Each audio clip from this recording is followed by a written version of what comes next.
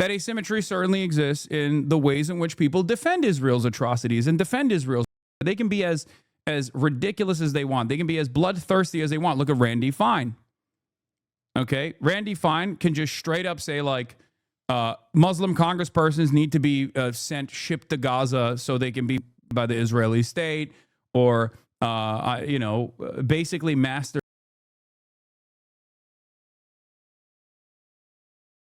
Anyway, yeah, this has been covered extensively. And considering that it's from a very long time ago, some of the quotes, some of the hyperlinks are inevitably going to break. Okay? Chatter was so horny to prove you wrong, he took 2 seconds to research, didn't see the top result, and came back to yell at you. I know. I think you guys got to use your own brain every now and then. It's a very powerful tool you have at your disposal as opposed to using ChatGPT for everything. Anyway, where were we? What was I talking about before we did this sidestep on the Bill Clinton? Oh, well, the reason why I was bringing up Bill Clinton is because, like, everyone has publicly and privately expressed their discontent with Israel and what Israel is doing, or with Israeli envoys and how annoying they are, but it doesn't really matter because they still are attached to the hip with Israel. Donald Trump himself is actually a perfect example of this. If you don't actually recognize that there is a higher order, a higher priority here for every single person in a position of power in American politics, that you always have to, first and foremost, be pro-Israel, no matter how much you hate people that are, no matter how much you hate, like, the Israeli officials that are yelling at you because they're just so unimaginably entitled, okay? Y'all don't know that he used ChatGPT. Talk about misinformation. Don't believe everything your idols tell you. It's a good way to be, period. Why are y'all so against hearing other opinions out? What? No, man. Instead of using ChatGPT, I'm saying Google it. Like, use your own brain, dude. What? That's not, AI is not a different opinion, dumbass. What the? Oh, we're so cooked. I started off so good. Per Times of Israel, the quote is from the book, The Much Too Promised Land by Aaron David Miller, the deputy director of the White House's Israel-Palestine Peace Negotiation Team. Took one Google search. The roots of Netanyahu's presidential feuds. Okay? Netanyahu's first presidential feud was with Bill Clinton in the book, which isn't even true, by the way. His first presidential... Oh, well, I guess it was. For Netanyahu, it was Bill Clinton, yeah.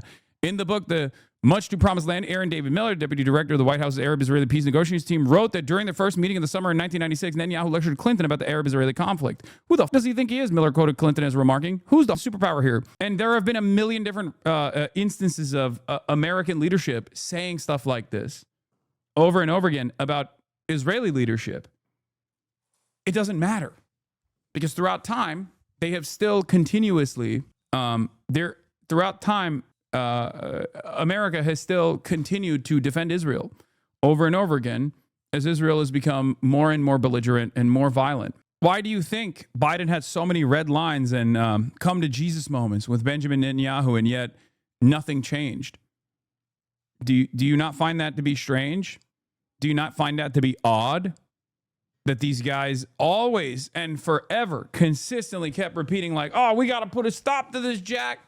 And yet no stops happen. Anyway, let's get to modern day. Peace talks ongoing to end the war in Gaza. It's October 7. Obviously, Israel is really amplifying the Remember October 7 propaganda. October 7, 2023 should be a reminder that we are turning the page and getting into the third year of Israel's Holocaust of the Palestinian population in Gaza. We are now in the third year. It's been 2 whole years, which sounds so crazy when you think about it. You're like, 2 entire years. 2 entire years. October 7, 2024 was the first year of Israel's genocide of the Palestinians.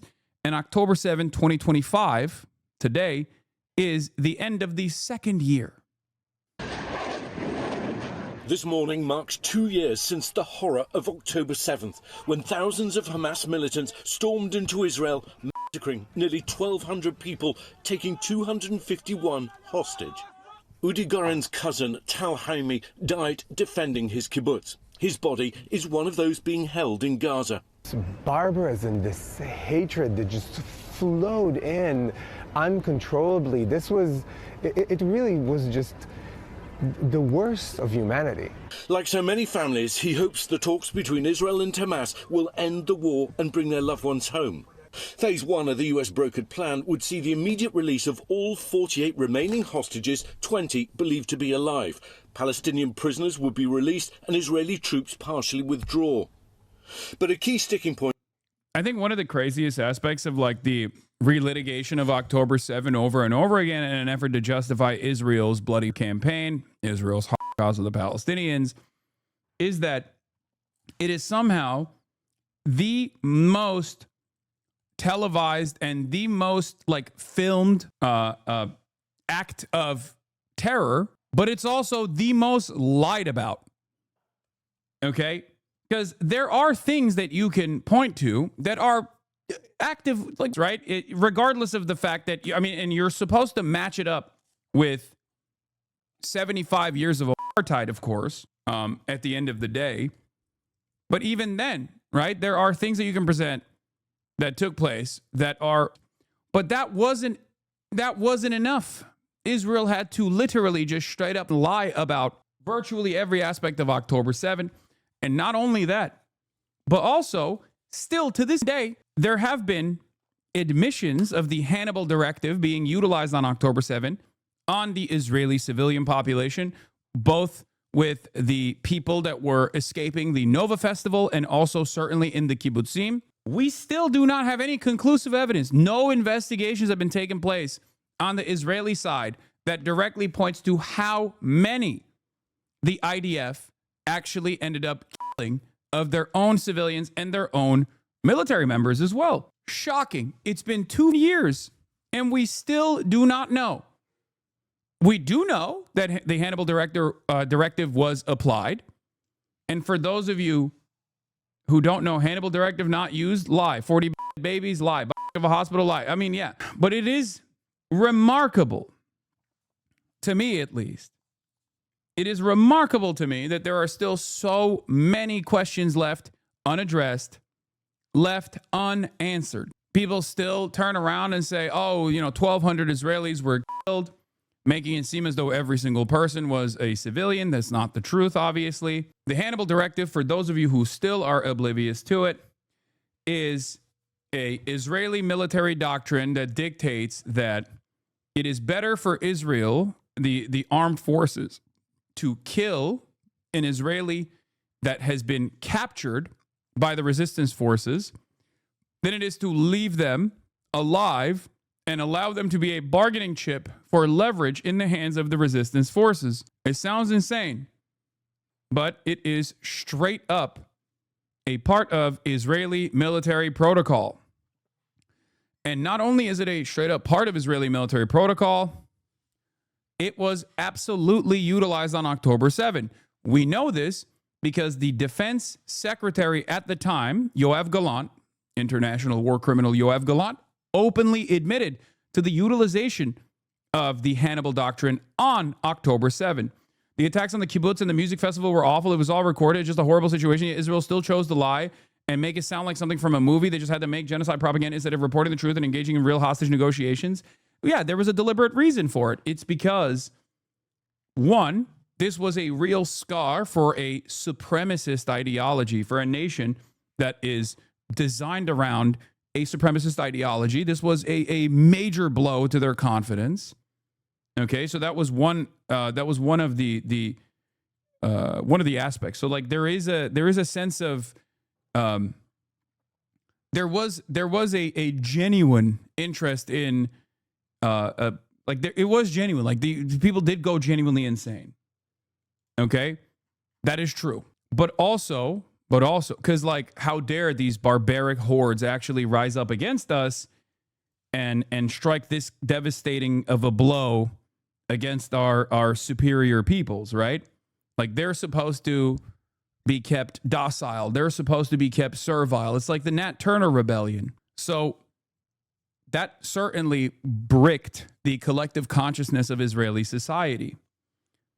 But also on top of that, The reason for why they really beefed up the atrocity propaganda on October 7, in spite of the fact that there was very real atrocities that they could have just pointed at, right, was because they wanted to heighten international support. And they did. They successfully did get a lot of international support because Western leaders were totally willing to lean into ridiculous narratives that were very quickly and immediately discounted. Like people fact checked it early on and found that like a lot of the major narratives that they were driving were just completely made up. The babies being thrown in ovens, like mass rapes directed by Hamas, like all of this stuff was completely made up, whole cloth. Okay, and yet that didn't stop Western leadership, including Joseph Robinette Biden, from advancing these narratives and then quietly apologizing, having his staffers quietly apologize for even revealing this misinformation. You had esteemed, trusted, signature legacy publishers like the New York Times also playing a formative role in advancing this narrative of barbarism beyond the actual atrocities that took place. And obviously, on the most extreme end, you had people like Rabbi Shmuley saying that Hamas was cutting off the breasts of Israeli women and playing soccer with the cut off breasts of Israeli women. Like just totally psychotic shit. Zoran Swan, thank you for the 10 gifted subs. What do you recommend in a world where everyone accuses the other of lying? I mean, critical thinking. Yeah, the lie about babies in ovens is a lot more sinister than just propaganda. Israeli forces have, in fact, babies in ovens. But when you Google that, guess what happens? Guess what appears first? Weren't Israeli forces that did that. Those were Zionist forces before the inception of the nation state of Israel. What you are talking about is Deir Yassin, okay? In Deir Yassin in 1947, a year prior to the completion of the Nakba, the early Zionist brigades with, I think it was Lihi and Irgun, the paramilitaries, actually did throw a baker's child in an oven and made the baker watch and then threw the baker in the oven after him. All of those Zionist brigades then, of course, became the IDF. You had Haganah, you had Irgun, you had Lihi, and numerous other brigades. They all basically formed the Israeli occupying forces, the Israeli Defense Force, as is known. Francis Cassandra Coppola? Wait, oh my God. Possibilities. 1, Hamas fighters who believe the 1948 baby in the oven story replicated the same atrocity in revenge. 2, the baby in the oven story is fiction invented by the Israelis to whip up hate against Palestinians. If so, it's succeeding. This was on October 31st, 2023. Oh my God. Were the Coppolas always like this? Is she a part of the Coppola family? Or is this like Megalopolis still sucks ass? Okay, bro, we're not talking about that. I mean, we know Scorsese. We know Scorsese was straight up hanging out with the Palestinian poet Mossab Abu Toha, but maybe she's not related to the other Coppolas. Another form of atrocity propaganda that they also utilized on October 7 when they were lying was the pregnant Israeli women having the babies getting ripped out of their bodies, right? That actually didn't happen on October 7, but it is a atrocity that took place in the hands of Phalangist militias in the Sabra and Shatila massacre, which was also directed by Israel against both Palestinian refugees that were in Sabra and Shatila, and also the Shia Lebanese population that was in the area as well. Anyway, just something to remember. So a lot of the atrocity propaganda that these guys beefed up in the aftermath of October 7 and they ran around with were things that either Zionist brigades or the Israeli occupying forces had directly done or had overseen being done to the Palestinian population. could come in phase 2, which demands Hamas disarm and relinquish control of Gaza. But President Trump optimistic about the chances of success. We're going to have a Gaza deal, I'm pretty sure, yeah. Growing numbers of Israelis now demanding an end to the war and the return of the hostages, among them the bodies of 2 Americans, Omar Nutra and Itai Chen. The deal could also bring an end to the suffering in Gaza. More than 67,000 Palestinians killed in this war, according to the Hamas-run health ministry. Human rights groups saying many are now suffering from famine, something Israel denies. Our team witnessing the suffering up close. 2-year-old Farazia Kabat dying of starvation Monday, according to local doctors. His father, Mustafa, told by doctors that his son hadn't survived after being admitted to the ICU just 5 days earlier. Millions of Palestinians and Israelis now desperate for a deal to finally end. It's hard to find the right words. It's beyond what anyone would ever want to imagine, much less, God forbid, experience. A baby, an infant, riddled with bullets, soldiers, young people alive. I could go on, but it's simply depravity in the worst imaginable way. Anthony Blinken, 12th of October, 2023. No, you're being bad. And what's been a long living nightmare. Well, those talks are now into their second day. The Qatari foreign minister just speaking, saying they lasted 4 hours yesterday. Everyone feels that it's still on track, hoping a deal by the end of the week. Michael? Yeah, we all hope for that. Thank you so much, Ian. We're going to be talking about trade. We're going to be talking about a lot of different things. We'll certainly be talking about Gaza.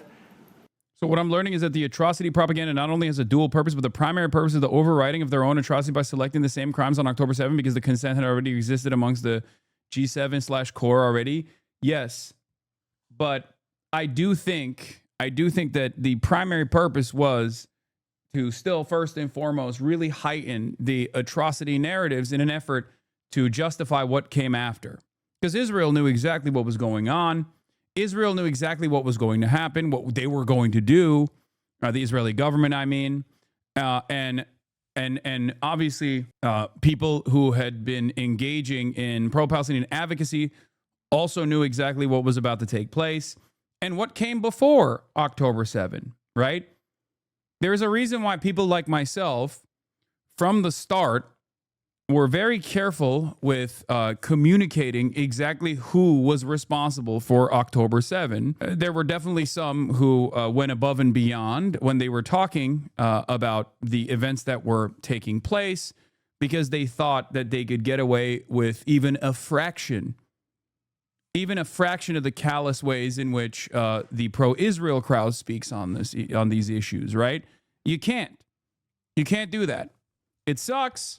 But you can't do that. And we're not even talking about like whether you should do that or not. I'm not relitigating that, okay? But it is obvious that there is not only an asymmetry with the ways in which Israel gets to do whatever it wants versus the retaliation or the resistance against such atrocities, but that asymmetry also certainly exists in the messaging realm, okay? That asymmetry certainly exists in the ways in which people defend Israel's atrocities and defend Israel's genocide. They can be as ridiculous as they want. They can be as bloodthirsty as they want. Look at Randy Fine. Okay? Randy Fine can just straight up say, like, Muslim congresspersons need to be shipped to Gaza so they can be assassinated by the Israeli state, or, basically masturbate openly to images of Gaza being completely destroyed. But of course, if there was a congressperson of like Palestinian background or a Muslim congressperson, could you imagine them doing the same for October 7? And these two things are not even equivalent regardless, but there is no symmetry in the ways in which you can be openly callous and openly monstrous without penalty. You would get destroyed. You would not only lose your job, you'd probably go to prison if you were to speak about Jews in the way that like Randy Fine speaks about Muslims, or if you spoke about Israel in the way that defenders of Israel speak openly about the victims on the Palestinian side. As a Palestinian, we inherently know that there is a massive asymmetry across board in every aspect you can think of, whether it comes to the actions on the ground or whether it comes to the words spoken about the situation. Pro-Israel people can literally call for our deaths to our faces in front of law enforcement and have zero recourse. Exactly. We're in very serious negotiations to I guess you could say, depending on the way you count, 3,000 years. You could say 500 years. You could say, but that it's been raging for a long time. And I think there's a possibility that we could have peace in the Middle East. It's something even beyond the Gaza situation. We want a release of the hostages immediately, etc. And so our team is over there now. Another team just left, and other countries, literally every country in the world has supported the plan. Yep. I don't think there's anybody that hasn't, actually, not that I've seen. But there's a real chance that we could do something, so you may have some questions on that later. We are very close to making a deal. The 3,000 years thing is new. Someone got into Trump's ear and made him start singing about this 3,000 years narrative. I suspect that this narrative will be more annoying for his base, because it's like a very common meta to dunk on the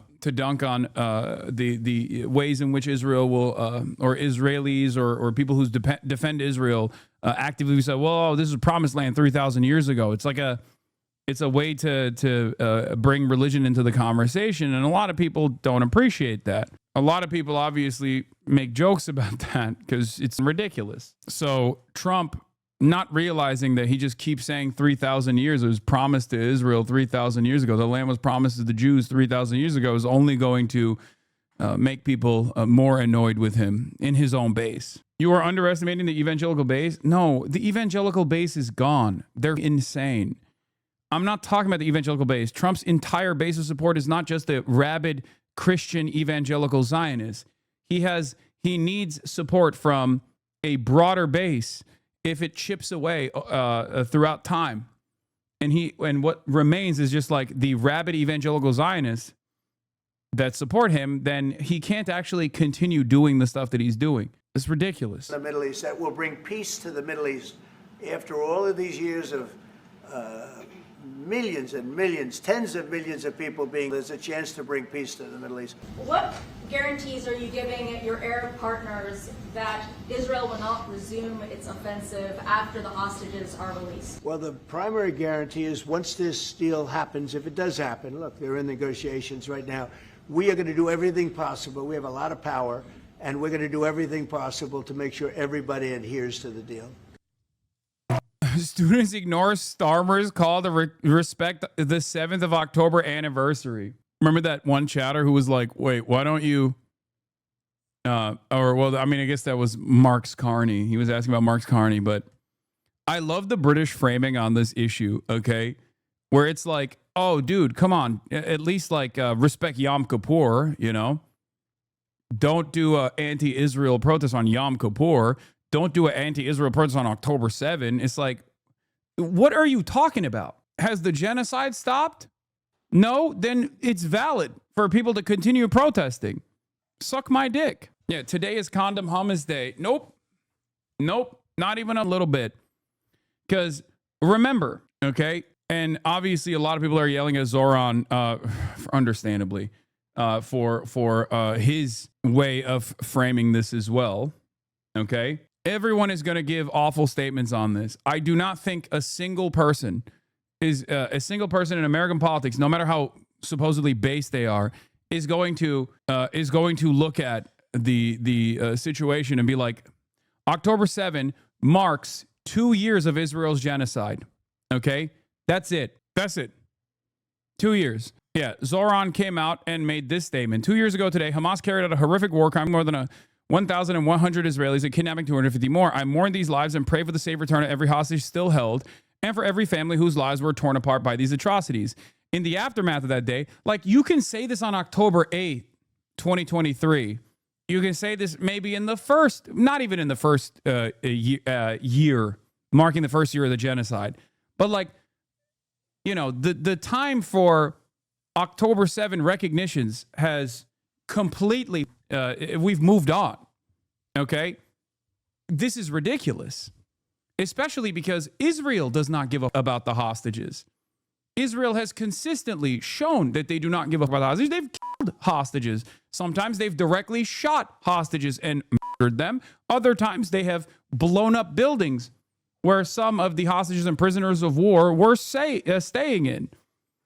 The families of the hostages have also stated over and over again that the Israeli government does not give a about them and their family members. Dylan Saba says Hamas committed a singular crime. Mamdani does not distinguish between military and civilian targets or casualties, instead of labeling the entire operation and armed resistance as such as criminal, whereas Netanyahu launched a war. These kinds of mealy-mouthed proclamations pretend to be rooted in universalism. Peace must be pursued through diplomacy, not, but at essence, affirm the permanent subjugation of the oppressed and the illegality of revolution. Okay? If he does not want to engage this hard truth, he should just be silent. The Palestinians are not political pawns for him to use or condemn based on the exigencies of electoral politics, solidarity, or nothing. Does this not concern you? It does. It concerns me twofold. One, because this is a guy who has literally been hounded by Canary Mission and all these other places in perpetuity for his consistent advocacy for the Palestinian emancipation. They're not going to turn around and all of a sudden be like, yeah, this Muslim guy who was an anti-Zionist for his entire activism is all of a sudden good now. You know what I mean? Yeah. Mahmoud Mamdani, Zoran's father, Palestinians have a right to resist. This is a colonial occupation, not a conflict. May 12th, 2021. It's true. They do have a right to resist. Like, on the one hand, I make no, I don't mix my words when talking about like the events that transpired on October 7, right? There is, you know, there were atrocities that took place on October 7. It's true. Having said that, you have to always match the events that took place on October 7 within the proper framework of existing under colonial subjugation. Okay? Yes, I don't mince words. Sorry, not mix words. ESL. I don't mince words. It's true. Right? So the crimes that took place on October 7 have to be seen within the proper context. Within the proper context of 75 years of settler colonial oppression, death, and destruction. Numerous October 7s had taken place prior upon the Palestinian population. Numerous October 7s.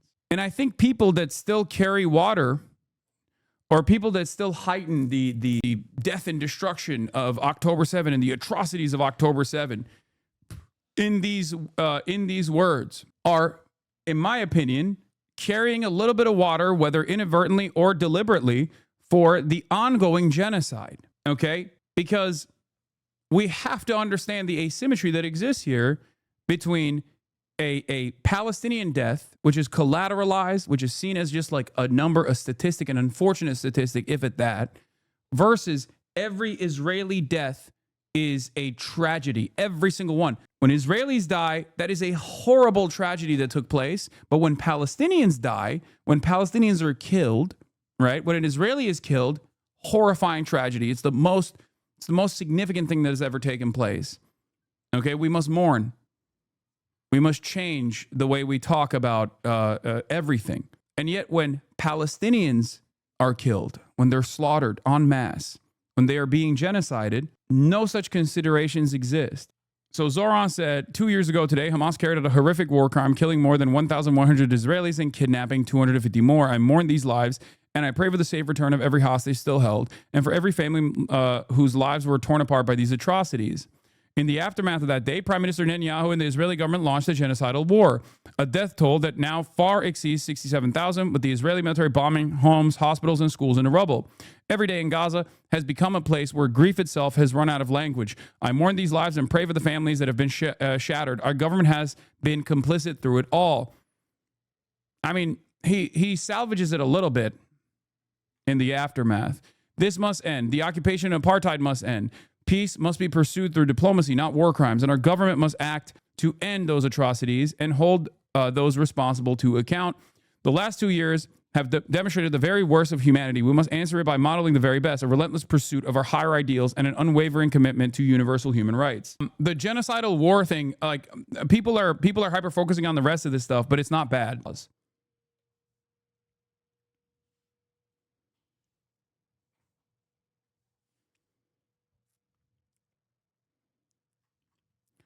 Here's what Ruwa said. Statement on the 2-year anniversary of October 7 and ongoing genocide.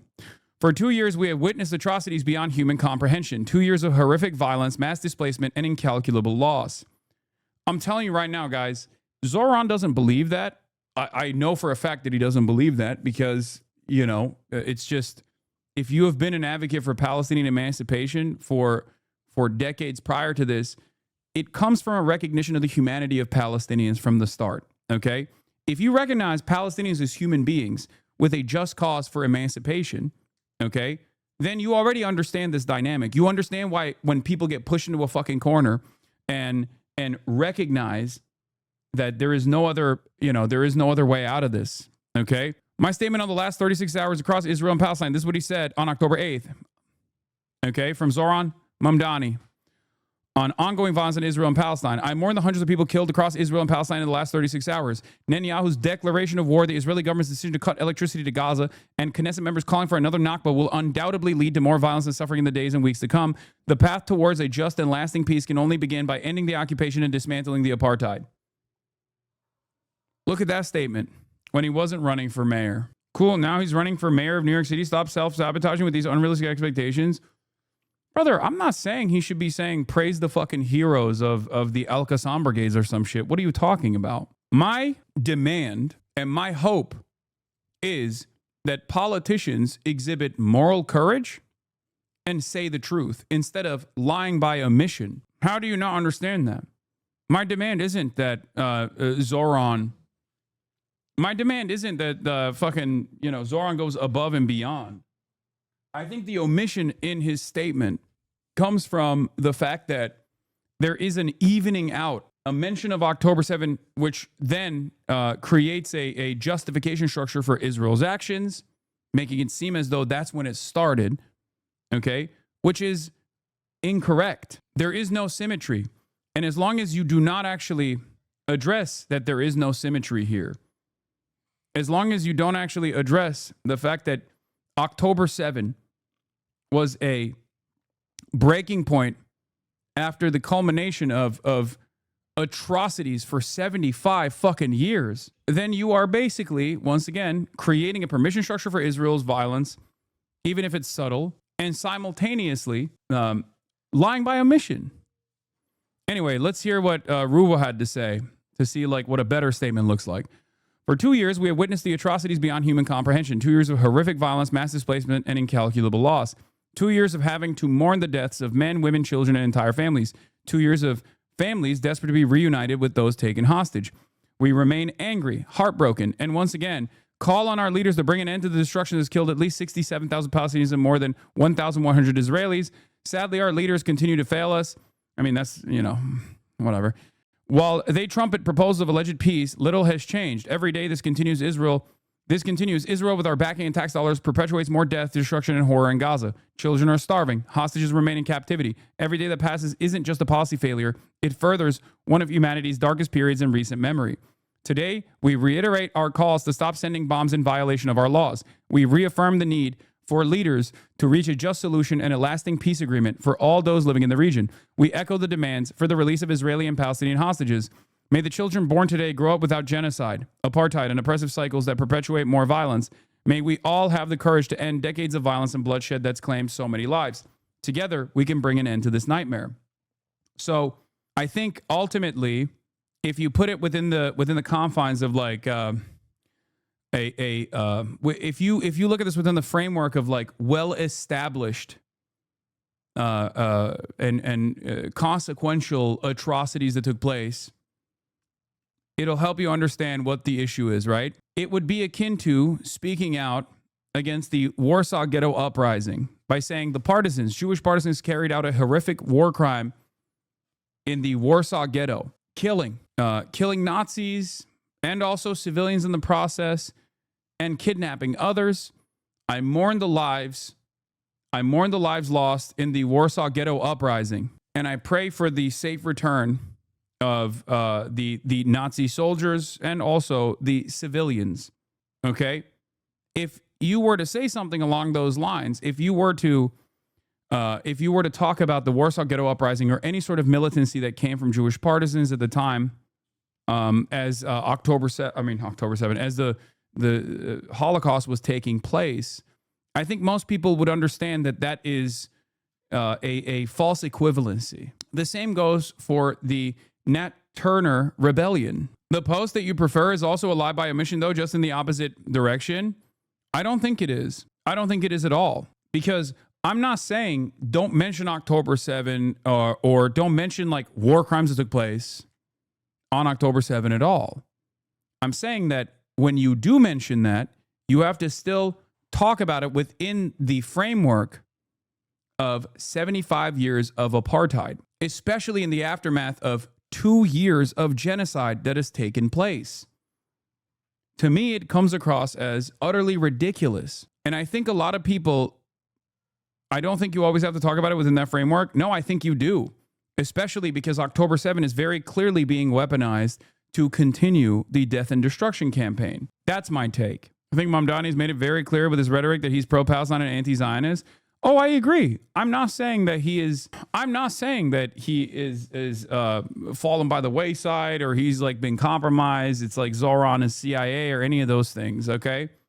I'm actually looking at this exclusively within the framework of optics. Okay. I don't think his heart has changed. I don't think his mindset has changed at all. Okay. Bro, you've said October 7 was bad. Should we be dogpiling you too? I always talk about it within the framework of colonial occupation, though. Okay? Just simply leaving it as such is allowing people to take advantage of this this kind of rhetoric. And his own statement, when we're looking at this simply from an optics perspective, I also don't think this is going to work. Okay? This doesn't mean that all of a sudden you should go and vote for like Curtis Sliwa, obviously. That's not what I'm talking about at all. In terms of, within the confines of electoralism, Zoran is above and beyond. Make no mistake. But my job is to also look at statements such as this one and remind people that there is a specific reason for why he is saying this, right? And in the aftermath of thousands of October 7s that he also personally recognizes, Palestinians have faced, it's not even appropriate to say October 7s as though Israel is conducting, boots on the ground military warfare and doing October 7s. Like Israel has access to every single Palestinian. Israel has access to their phones. Israel knows where they live. And Israel has utilized that as a belligerent occupier. Israel has access to all of the aid that goes into the Strip and had access to all the aid that went into the Strip prior to October 7 as well. Israel's taken thousands of Palestinians hostage. There is no equivocation here. It's just not. It's not something that that you can approach as though it's like there's no symmetry whatsoever. And when you approach it like this, you're not even making anybody on the opposing side feel more comfortable. Because all of the things that come after is what Zionists care about. This is already unacceptable. The very fact that your name is Zoran Kwame Mamdani and that you are a Muslim anti-Zionist is already unacceptable for them. So, you have to ask, who is this for?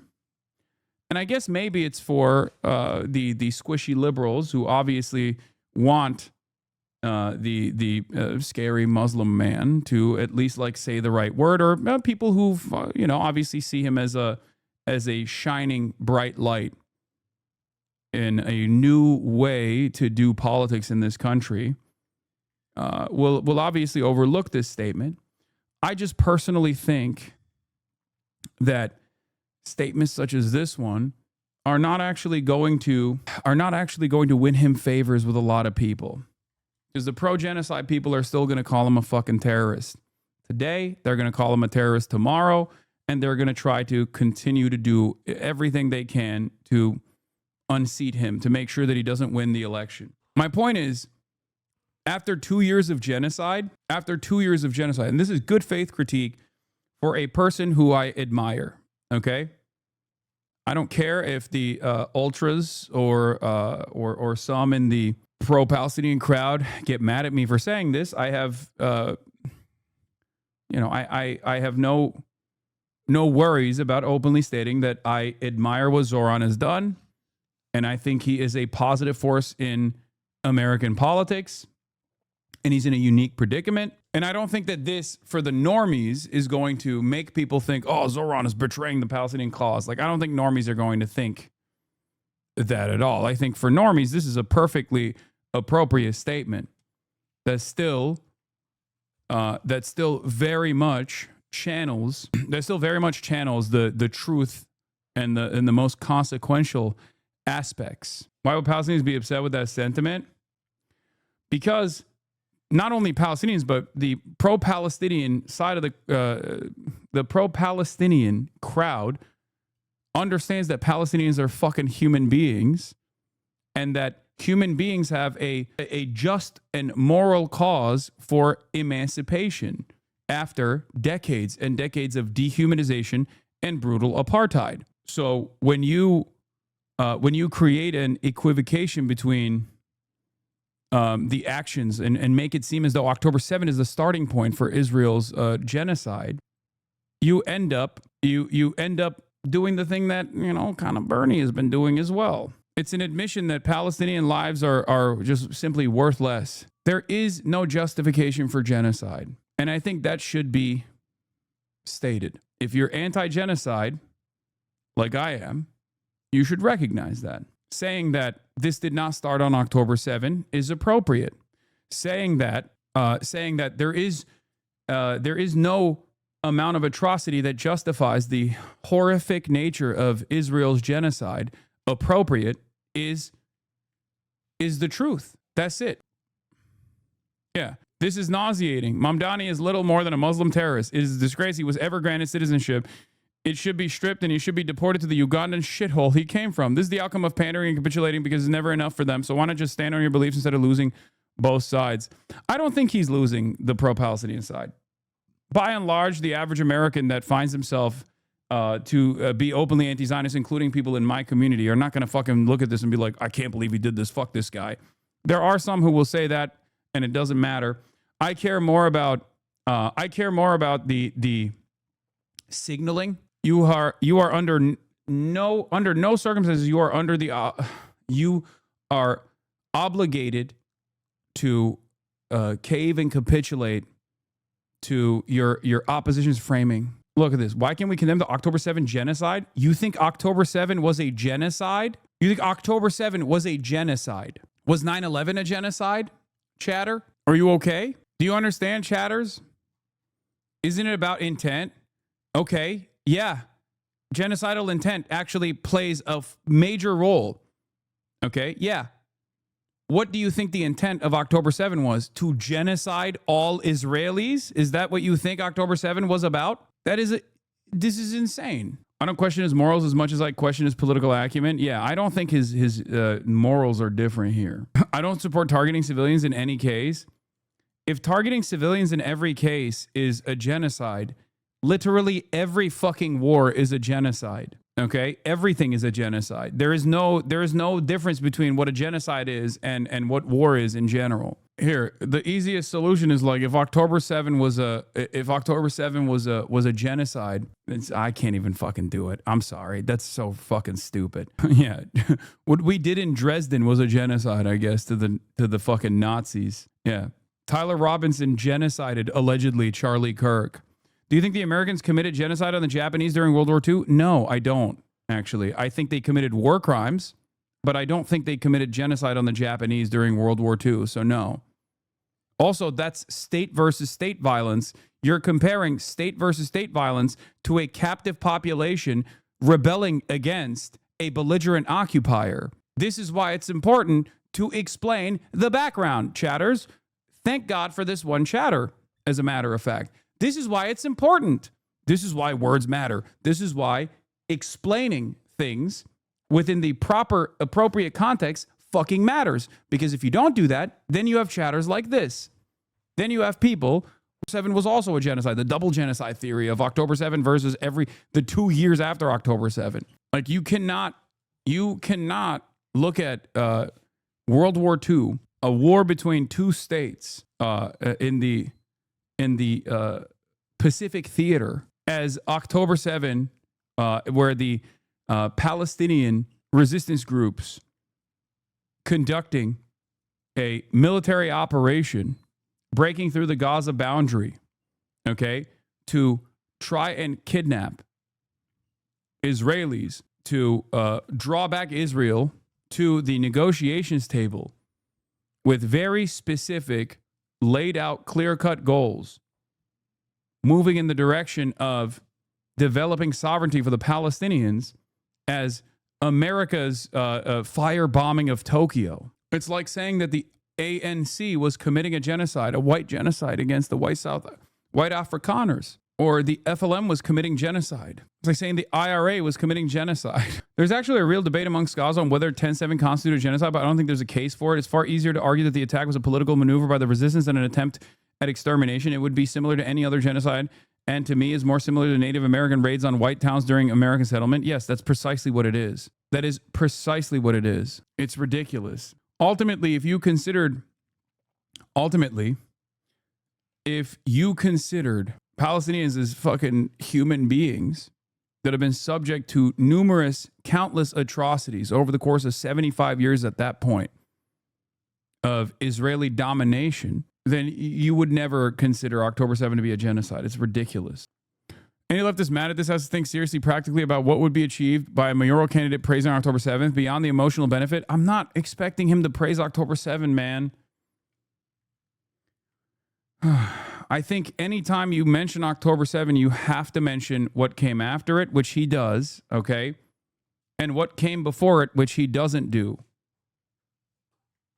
That's it. In the simplest terms, that's my expectation. Because if you don't do that, then there is a false symmetry that you create. And that false symmetry is exactly what Israel and Israel defenders use to varying degrees. It's not the worst statement of all time, as some people are presenting it. Like, I think Grant Plattner's statement is worse. On October 7, Hamas launched a horrific terrorist attack against the people of Israel. 2 years later, I'm still calling for all the hostages to be released and for this war to finally end. It's time for peace. Like, that's ridiculous. That's fucking ridiculous. Like, what are we doing? What do you mean? Yeah, I can't believe October 7 happened. Well, I got into a coma on October 8th, 2023, and just woke up from that coma on October 7, 2025. So I'm just oblivious. Not only is this position wrong, but it also literally is unnecessary. A lot of people are already on fuck Israel o'clock. And I think these statements are unnecessary. Like, the way that they're presenting this is not even fucking necessary. You're not winning anybody over because they already know you're anti-genocide while you're simultaneously pissing off people. It makes you look insincere. Zoran's statement is far better than Grant Plattner's statement, okay? Which just begins and ends on October 7. Just ridiculous. Is he doing this because he's getting an AIPAC check? No, obviously not. He's doing this because these guys still don't understand how to communicate. They still don't understand how to communicate about this issue in a way that is, like, appropriate. Americans hate Israel right now in the genocide, but there's still even more anti-Hamas terrorism 10/7. This is pretty clear in polling. Americans are squishy. I understand that. Which is why good leadership requires a demonstration of moral courage. Sometimes it takes moral courage to say the truth. It took moral courage for Zoran to say the truth on October 8th, 2023. It took moral courage for many pro-Palestinians to come out and basically state over and over again that October 7 was not, it didn't just like happen out of nowhere. And it certainly wasn't because of the deeply rooted anti-Semitic tendencies of Palestinian society. Like they're a bunch of fucking little Dylan Roofs or something with copies of fucking Mein Kampf. That is what's frustrating to me. Because if you don't say the truth, then you end up allowing other people to also make up their minds about this issue and continue to believe the wrong things. It is a misrepresentation. That's it. Do not misrepresent my position. My expectation is not for them to like praise October 7 or something. I never have.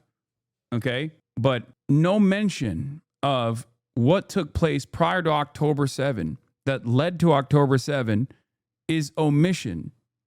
And especially at a time when people are already experiencing anti-Israel sentiment like never before. This is not a time to retreat at all. This is a time to actually stand on your principles and bravely say the truth. Even if you start a conversation about that, that's still objectively a good thing.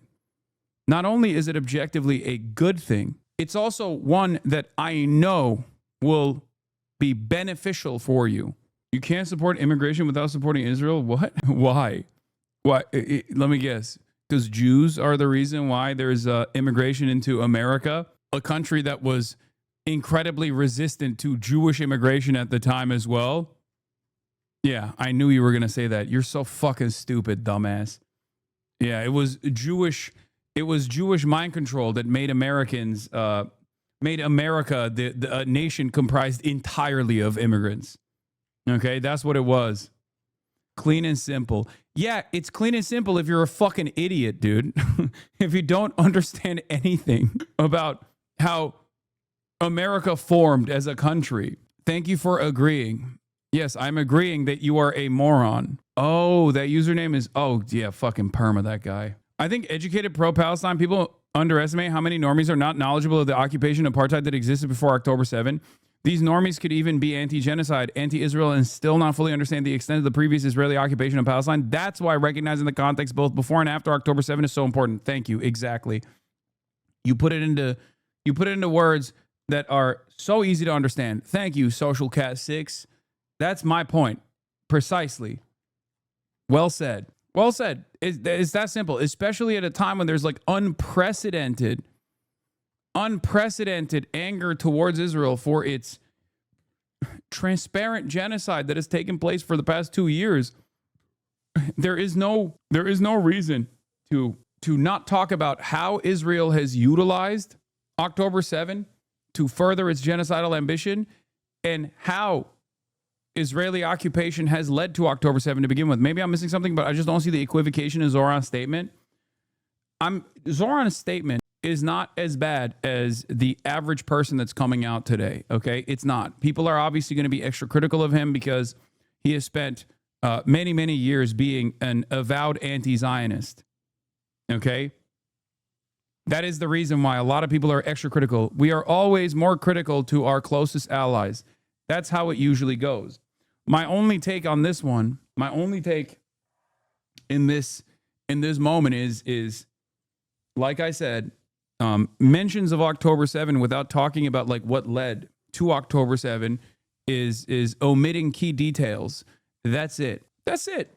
Do I believe that he's no longer an anti-Zionist? Fuck no. I don't think so at all. But especially given his background, I think like any sort of statement on this issue that does not talk about what came after and what came prior, which he did talk about what came after without like tying it back to October 7, ironically enough, but did not mention what came before, creates a false symmetry between the Palestinian initiatives for liberation and also Israel's genocidal apartheid regime and occupation prior to October 7 and certainly after October 7 as well. Okay, you are better than him on this. I got it. Wait, what? Dude said he wants to arrest Bibi. Eat me with your hyperbolic ass, dude. Lost that guy to Candace. Not that bad. Spending 90 minutes on why it's bad. Okay, you are better than him on this. Got it. Yeah, that's what I was trying to do. I was trying to flex how fucking moral I am. Why is it that there's no nuance ever fucking allowed in this conversation, especially about people that I openly state my admiration for? You've been in here for fucking 59 months. I'm not saying he's like CIA or he's just like controlled opposition or anything like that. I'm not saying those things. I think those things are stupid. Okay? This specific chatter has done this to you before, Tulama. I know. But a lot of chatters also don't understand is that if it wasn't for bold people like Zoran, if Zoran had that same attitude that you are experiencing right now, he may not have even fucking won the election, won the primaries, okay? It was his position that was previously seen as radical that many people now take for fucking granted because he actually was uncompromising. Sometimes it's okay to say the truth, even when a lot of people are fucking yelling at you over it. That's it. That's all I'm saying. Okay? Okay? This is not to say like he's betrayed the cause or anything like that. I'm not saying those things. Calm the fuck down. When is it not okay to say the truth? I mean, I think it's always okay to say the truth. It's always appropriate to say the truth. Low bar, but I think Zoran's political instincts, especially on Israel-Palestine, are better than AOC? Yes. Well, Zoran has that background as opposed to AOC not having that background. I mean, this is a video that's 34 years old. Nothing started on October 7th. Wait, hold on. Let me see. I'm trying to see if there's TOS on this. We have to fight back. The people are fighting back with their stones while they're getting shot at with live ammunition. Are you never afraid? Well, there's times that you get afraid. There was a demonstration today. After church, they went on a demonstration, and the Israeli soldiers shot at them like they do every day. Fight for what is right. And that's what you have to do. You can't be afraid. But you could lose your life. But it's better to lose your life than to live under occupation. Suffer something like this, it's the first one that hit our family, but everybody has something in their family, the same thing. Somebody who was shot, or somebody who was injured, or somebody who was paralyzed. For somebody in prison. The most serious thing that has happened in our family is that our cousin Amjad, last month, well, after he went to pray in the mosque, he went out and... You'll see. I will say this much. Okay? Just as in the immediate aftermath of the Charlie Kirk assassination, people were like very worried. They thought like, oh, the administration is going to successfully make a martyr out of Charlie Kirk and all this stuff.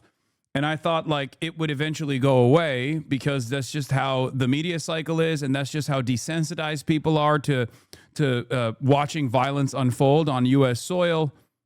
And it was not like there was no reason to temper your response, obviously beyond people like, immediately dunking. Lamau, no, you didn't. You were spreading the worry. No, the parts that I'm worried about are still happening. Okay. Like the terrorism designation and whatnot. But I'm talking about people refusing to mention Charlie Kirk's background and his political output. Did I even for a moment refuse to do that? Did I even for a moment say, oh, now is not the time? No, I immediately started talking about what Charlie Kirk had done and also started fucking criticizing people that were doing exactly that. Charlie Kirk was doing politics the fucking right way. Like, it is ridiculous. And this is no different than that. People being like, well, it's October 7th. Now is not the time to mention 75 years of apartheid and occupation that led to October 7th. Okay, well, you're being a little silly. And you don't have to actually be even that careful after 2 years of genocide is what I'm saying. You can only feel that way if you think personally that a lot of people just don't see Palestinians as fucking human beings, but simply, unnecessary collateralized deaths as a consequence of Israel's out of control reaction to October 7. That's not how this story works. That's it. And there was a demonstration, and the soldiers caught him, and they tortured him very badly, and then they shot him later in the heart, close range. They tortured him. He was only 14. Yeah, it's like saying Israel's doing the Middle East the right way. Anyway, here. Students ignore Starmer's call to respect October 7th's anniversary. October the 7th in London. A chant viewed by many as a highly offensive anti-Semitic call for the destruction of Israel. Oh my Lord. Oh my Lord. To these protesters, a legitimate call for a free Palestine. Predictably, because I'm in the United States of America, the most dog shit country on the fucking planet, the absolute worst country on the planet, straight up, bar none, a capitalist shithole. Kaya, now was not the opportunity for you to...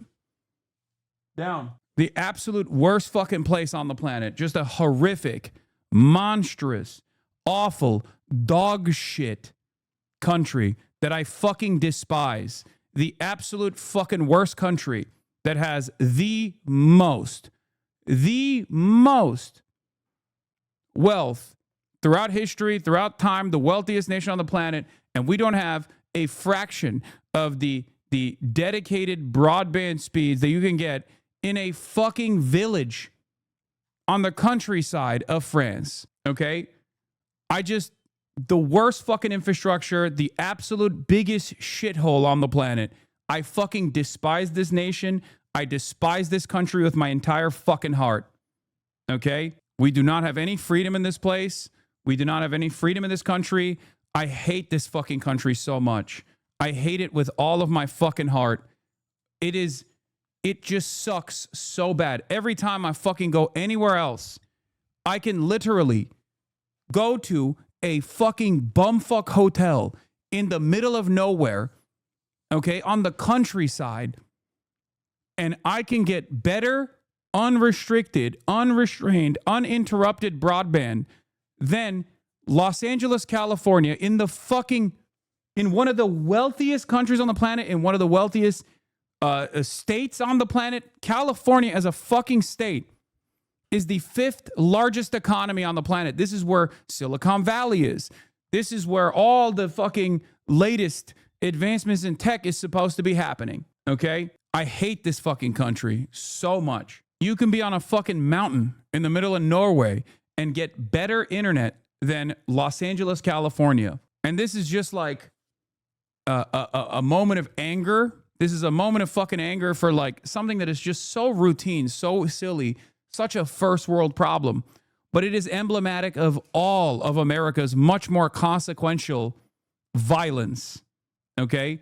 It's the same reason as to why America, Kaya, please just fucking just stop. Jesus Christ, what are you doing? You're being such a baby. It's just, you're making her stressed. She just literally is so incredibly spoiled from my mom. No, she doesn't want to come over here to see what's up. She just wants to fucking roam the house because she got to roam the house when I was gone. And she needs to literally have the same structured, regimented. I think that clip went to Trump's big baby desk immediately. I hate everything. I hate everything.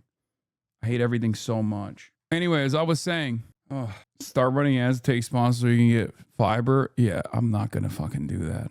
All right, let's just continue. People. Keir Starmer said it was un-British to have so little respect. The Prime Minister suggests it's un-British to be at this protest on October the 7th. Do you agree with him?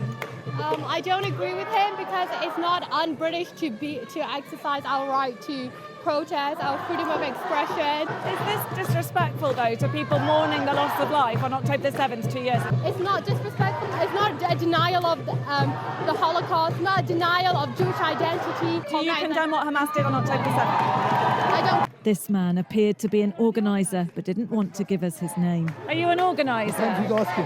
You want to know what I think? Yeah. I think the Prime Minister is disrespectful to the thousands of Palestinians who are killed every single day in Gaza. That's what I think. We love Jewish people. Love Jewish people. We hate Zionists. The war could end today, but Hamas have refused. This Jewish man came here to share his anger. He told me he feels unsafe in London at the moment. Yeah. He seems so fucking he feels so unsafe, bro. Yeah. That's what I do when I'm feeling unsafe. I specifically go to a pro-Palestine rally, an anti-genocide rally to agitate, you know? I love feeling unsafe as a as I reveal my pro-genocide position. As I reveal my pro-genocide position at the anti-genocide rally. Oh my God. The war could stop. Un-British behaviour, as Keir Starmer very Britishly puts it. Okay, these people should be under arrest for incitement. They could do this October 5th. Serious question. I do not know how to answer the argument for when people say you're gay. Why do you support anti-LGBTQIA migration? The fuck? There is no marker of like who gets to fucking migrate to this country. What are we talking about? There is already homegrown and much more successful anti-LGBTQIA positions held by the current population. Okay, That's ridiculous. People are complex. They're fucking human beings. Some of them are not going to agree with you. The notion that all of these people that are coming in are anti-LGBTQIA and they're specifically migrating to this country to represent anti-gay, anti-queer attitudes is so fucking laughable. It's no different than people being like, why are you anti-genocide? Hamas would throw you off of a rooftop. It's basically that, but on the issue of migration. And it's most commonly advanced by people who themselves are fucking anti-gay and anti-queer. Ridiculous. I can't speak for the UK, but Muslim populations in the United States of America also are way more fucking open-minded to gay people than white evangelical Protestants are, by the way. Not only that, but also they don't even have any sort of outsized representation in the same way that the most consequential anti-gay group has. It's ridiculous. They're not open-minded. They're just biding their time until they're the majority. Please don't spread lies. Dog, you're talking to someone who you are suspecting, I guess, of also doing the same thing.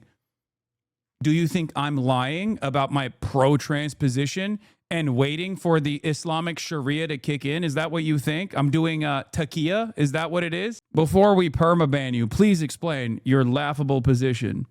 The evil white evangelical Christians you speak of literally let gays married in the first place, dumbass. Who is a larger force of anti-queer sentiment in this country, in the United States of America? Muslims or white evangelical Protestants, who are the number one hurdle against the legalization of gay marriage? You've already betrayed your position by saying, let the gays get married. What have they done to be a hurdle? Are you fucking oblivious, dude, to all of the think tanks and the right-wing Christian nationalist fucking advocacy groups that have unironically, actively, before Obergefell, spent all of their every waking fucking moment attacking gay marriage, talking about what's next, allowing men to marry dogs?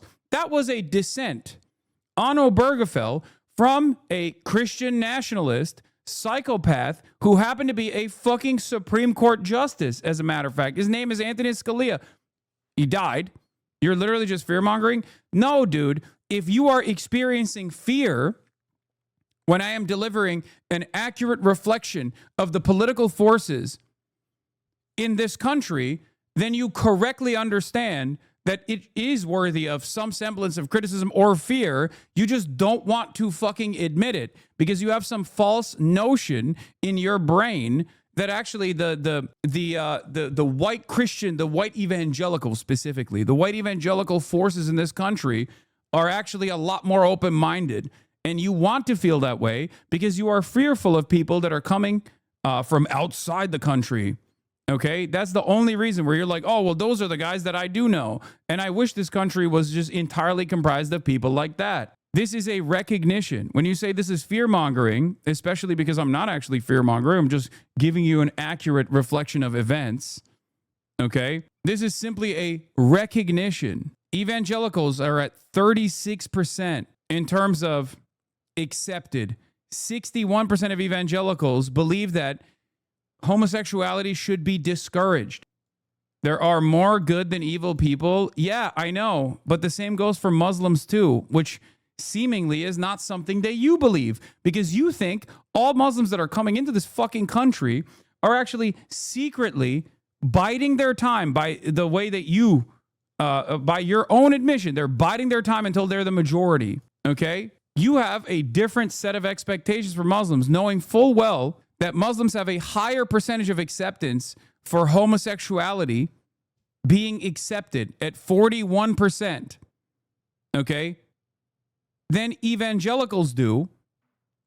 And that is precisely the fucking reason why you're like, oh, well, they're just like faking it. They're just hiding it. They're faking it. The moment that motherfuckers actually see the data on this stuff and they still go, nope, don't believe it, is a moment where you're just lost, okay?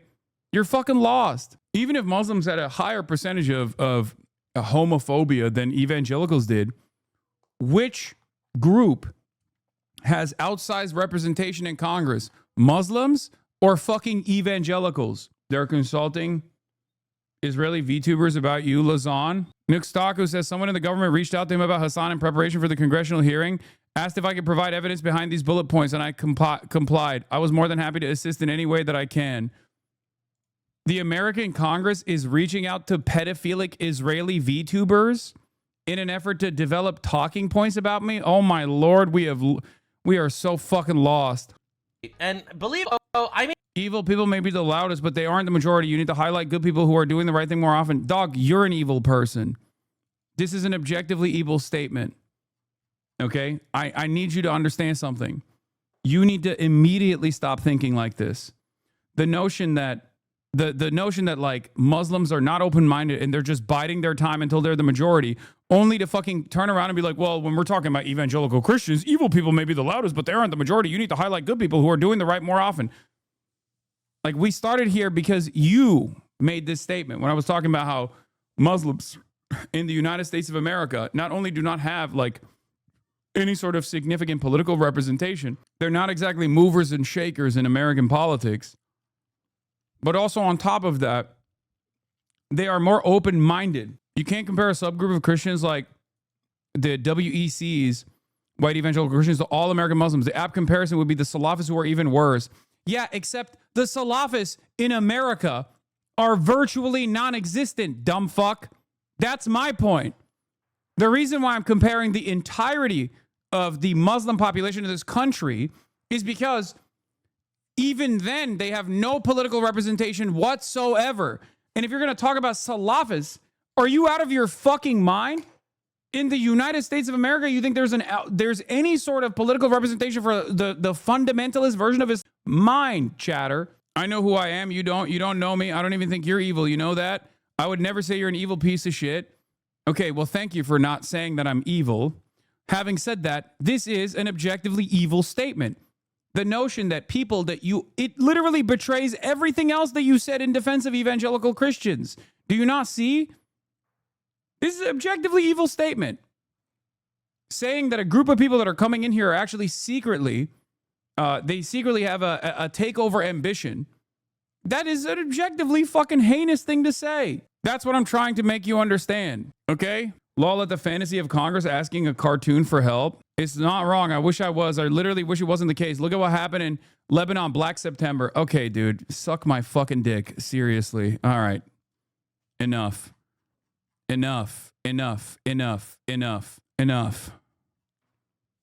I wish it wasn't the case, but it is real. It's not a fucking argument, okay? You're just trying to come to terms with your fucking racist ass opinion. Like, what am I supposed to do? I'm arguing against your fucking delusions. Wake up, dumbass. Also, Black September wasn't in Jordan. Wasn't in Lebanon. It was in Jordan. You did not get into the logs, but this guy's also against Irish unification. Oh my God. Oh my God. Is that a fucking Protestant living in the north of Ireland? Is that what it is? Almost always motherfuckers that actually come from, they just straight up have the worst positions. Like people who are like pro-Confederate to this day, just the worst politics. October 6th, October 8th, October 9th. In fact, they probably are, and they pretty much have done every day, just as they did on October 7th, 2023. Okay, and to do this today is mere incitement. But Sky have also been inciting, okay, and you only have permission to publish this if you include that. There was hostility towards the media on both sides. Please don't get in the faces of protesters. But they're on a public street in London. It's common decency, don't get in their face. So the Prime Minister says that this shows a lack of respect and is un-British. Do you agree with him? I've said we're not going to give comment to Zionists. You're disgusting. I think condoning genocide is disgusting. Oh. This video from North London was circulating on social media.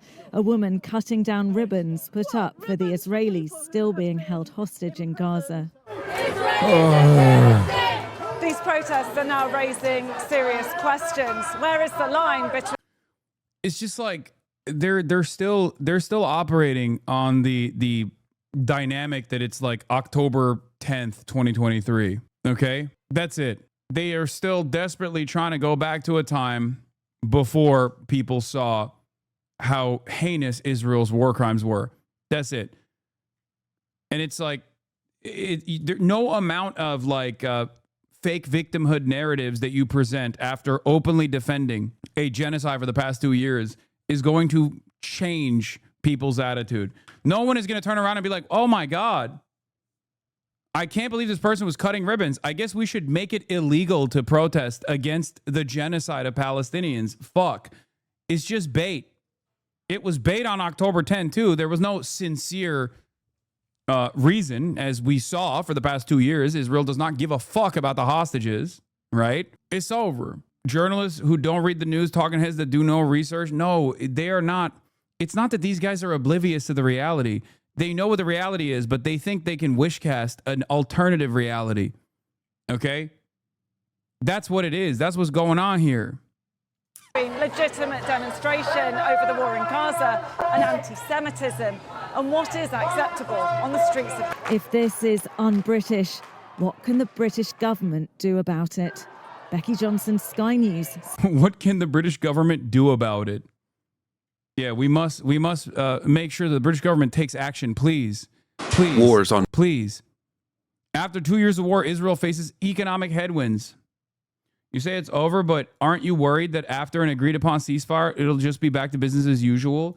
No, I mean like Israel, no matter what Israel does going forward from this point on, okay, unless they like literally dissolve the apartheid, okay, and offer some kind of like reparations, modest reparations, anything like that.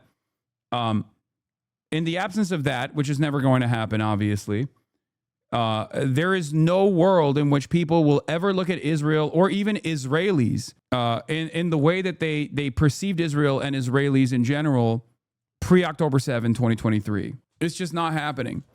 Overwhelming majorities have seen the heinous war crimes that Israel engaged in every single day and still continues to do so. Okay? People recognize that.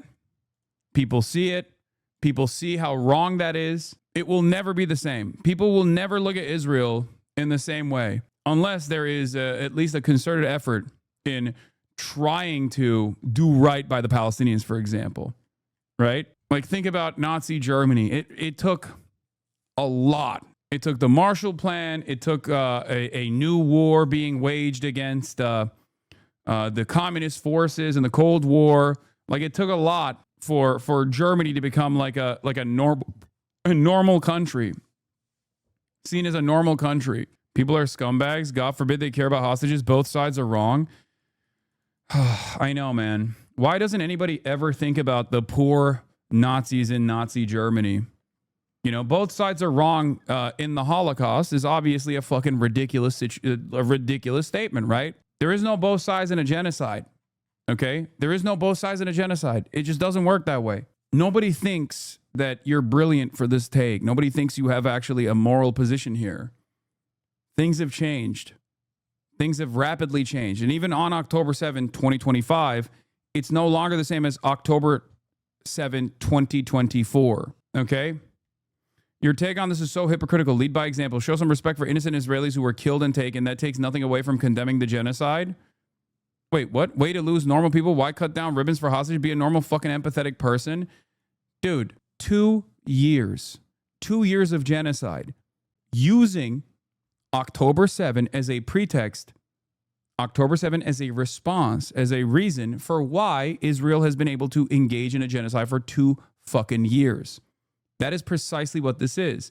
While Israel has simultaneously shown that they do not give a fuck about the hostages at all. They have killed so many of the hostages. If you cannot comprehend that this is a mere talking point to advance Israel's genocidal ambition, 2 years after October 7, you will never understand it. Okay? I want the Israelis, which, by the way, at this point, the Israelis that remain are prisoners of war, okay? Because all of the civilians have been released, the ones that Israel didn't kill anyway, because Israel did kill a whole bunch of the hostages. But the remaining Israelis are actually members of the IDF. They were kidnapped from a tank, for example. If you could ever kidnap someone from a tank, Okay? And even then, I want them to also return to their families. Just as I want the 10,000 Palestinians that are kept under administrative detention to be able to return to their families. Just as I want the apartheid to end. But do you see the ginormous asymmetry there? This is not hypocrisy. This is an accurate reflection of events. Why Frogon is no longer a mod in this channel? That's not the case. Unless she personally unmodded herself. She is still a mod in this channel. Frogon. Multiple fronts, increasing international isolation, and yet the Israeli economy appears resilient. The investors of the world, get on board now, because we're about to take off.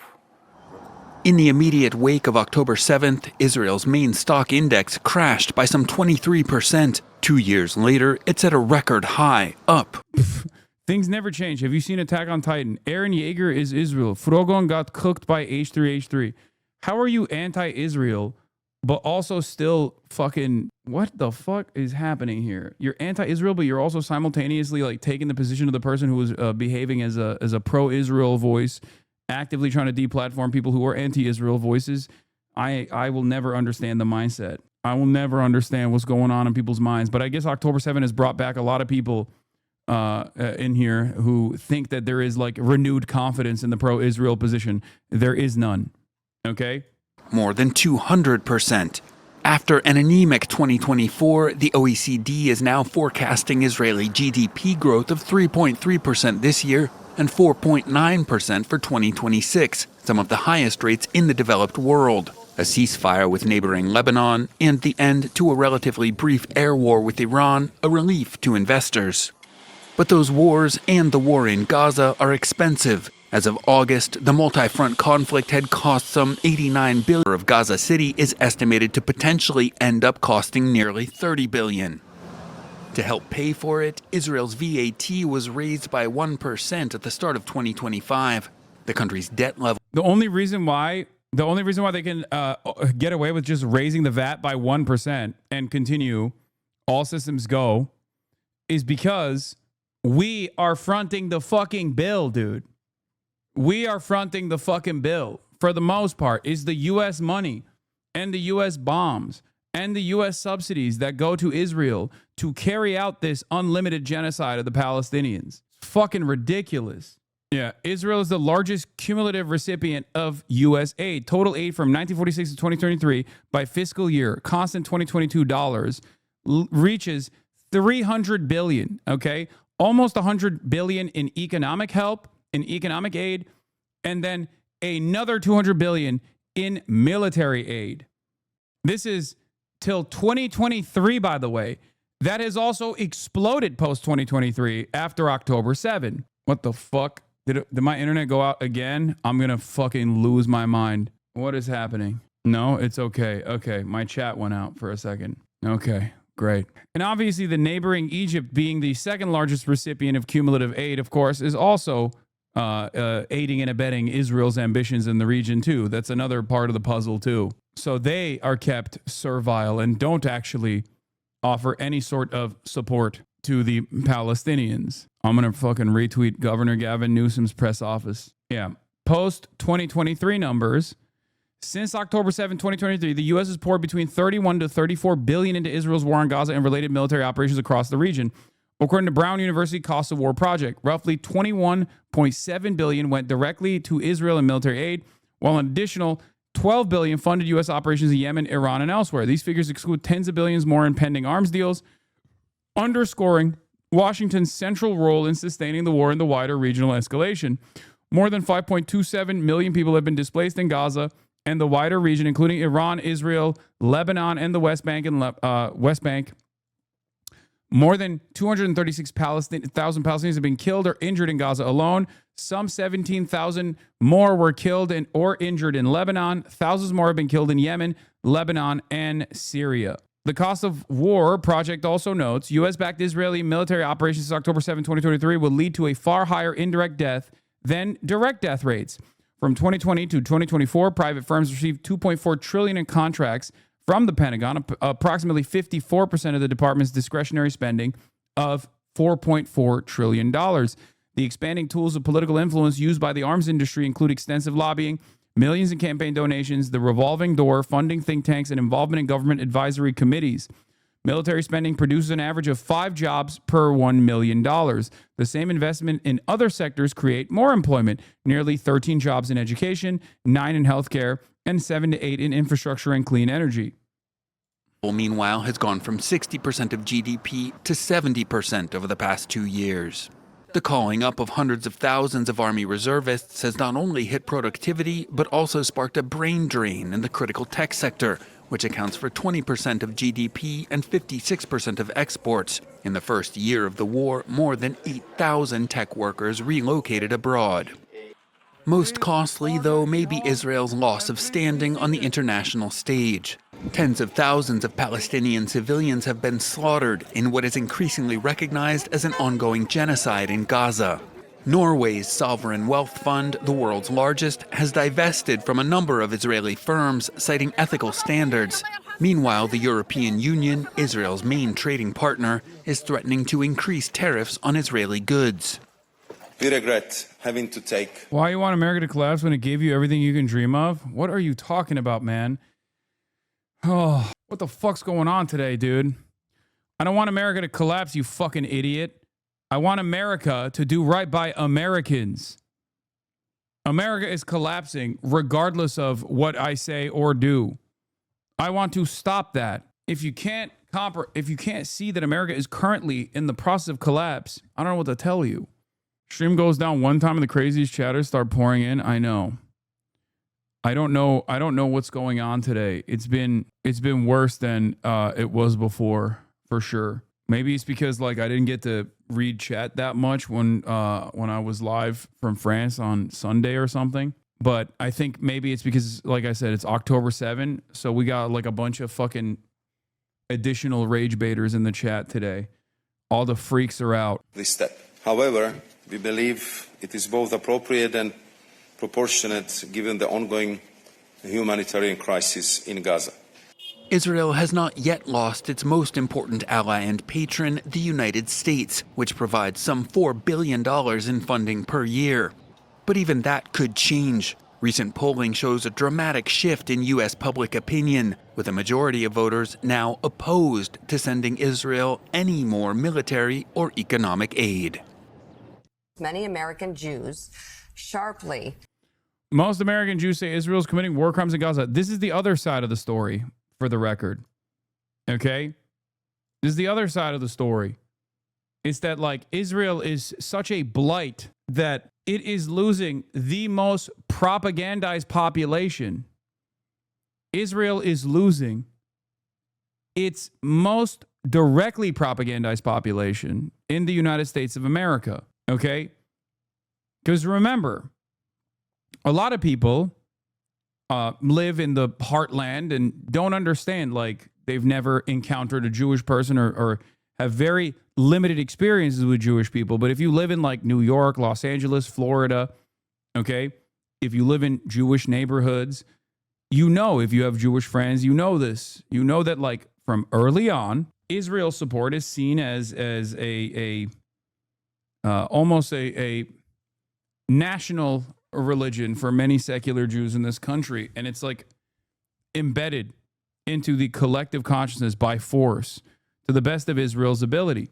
And even then, in spite of the false conflation between Judaism and Zionism that is at every step of the way actively pushed by moneyed interest, American Jews are also recognizing that Israel is committing war crimes against Palestinians in Gaza at 61% and a genocide against Palestinians in Gaza at 39%.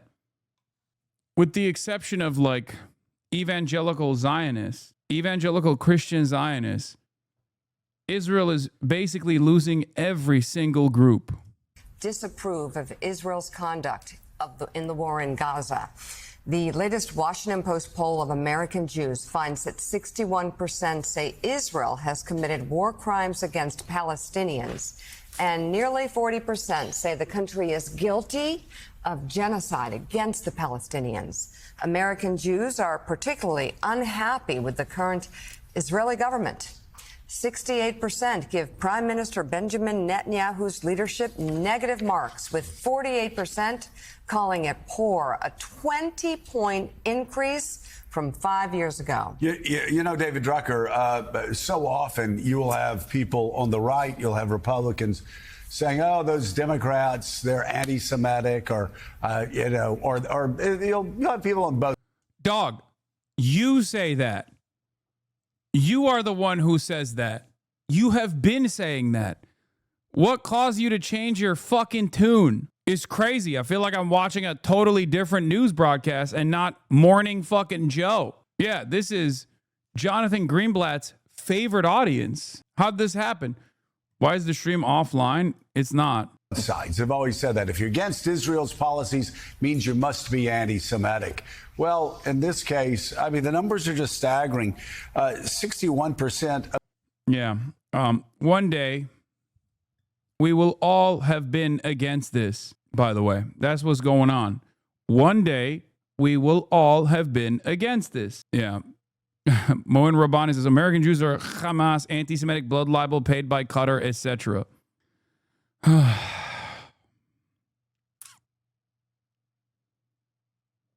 One day people will pretend to have been against this. Yeah, I mean that's what that headline implies. That's what it is. I said on the day of our campaign's launch that the genocide in Gaza is a moral test of our time that's rooted in a belief of universal human rights and the belief that every life has dignity. It's why I condemn the war crimes of October 7 and why I'm committed to ending the U.S.-funded genocide in Palestine. Is this Israel's equivalent of the Iraq War? It's worse. One, because it's not the United States of America doing it, it's Israel doing it. So there is like while we know the truth, most people don't recognize that it's like most people think it's a separate entity doing this stuff. And two, it's a straightforward genocide with genocidal intent, openly stated.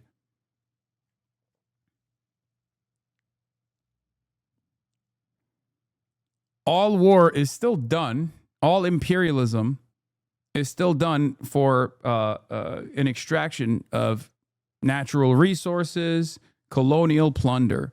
Having said that, Israel very clearly has an ambition to ethnically cleanse the entire land of its native population.